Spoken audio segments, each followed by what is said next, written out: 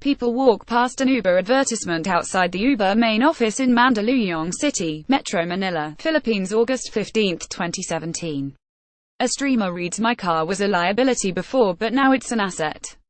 Dondi Tawatao, Manila, Reuters. The Philippines transport regulator on Tuesday denied an appeal by Uber Technologies Inc. Uber against its order suspending the ride-hailing firm's services for a month in the Southeast Asian nation. The Land Transportation Franchising and Regulatory Board late on Monday halted the service over what it said was Uber's violation of a directive to cease accepting new driver applications. Uber appealed the order on Tuesday, and restarted its operations after briefly suspending it. But the company later said in a Facebook posting that it will comply with the regulator's suspension order after its appeal was denied.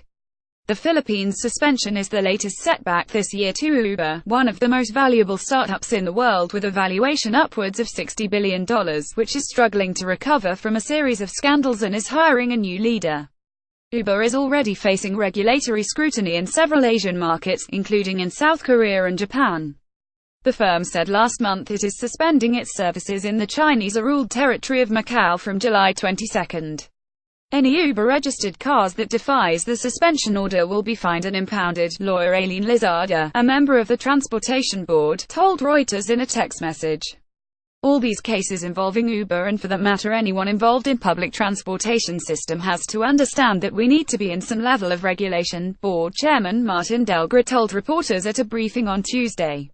Uber is hugely popular in the Philippines, and is regarded by its users as more reliable and competitive than the country's outdated public transport services. The suspension led to an outpouring of anger by Filipinos on social media. Uber issued an email to users informing them of the suspension, entitled "We'll be serving you again soon." Driver-operators stand outside the Uber main office in Mandaluyong City, Metro Manila, Philippines, August 15, 2017. Dondi Tawatao. The Philippines was the first Southeast Asian nation to regulate app-based car-hailing operations after drawing up rules in 2015. Last year the regulator suspended the acceptance and processing of applications for all ride-sharing services, including Uber, to study further how to regulate the industry. Uber said it continued to accept new applications for drivers amid strong demand for the service, but did not process them. A 5-page suspension order of the regulator made available on Tuesday said it was due to the irresponsible behavior of Uber in unduly challenging the limit of fair regulation by continuing to accept driver applications. The regulator stood by its argument in denying Uber's appeal in a separate order. At a congressional hearing this month, Uber told lawmakers there were nearly 67,000 drivers registered with Uber in the Philippines. Grace Poe, a senator and prominent advocate for improving the Philippines' notoriously shoddy transport services, said the regulator's order was cruel and absurd. In a statement, she said stopping Uber further exacerbates the problem of having an utter lack of safe, reliable and convenient transportation options for our people.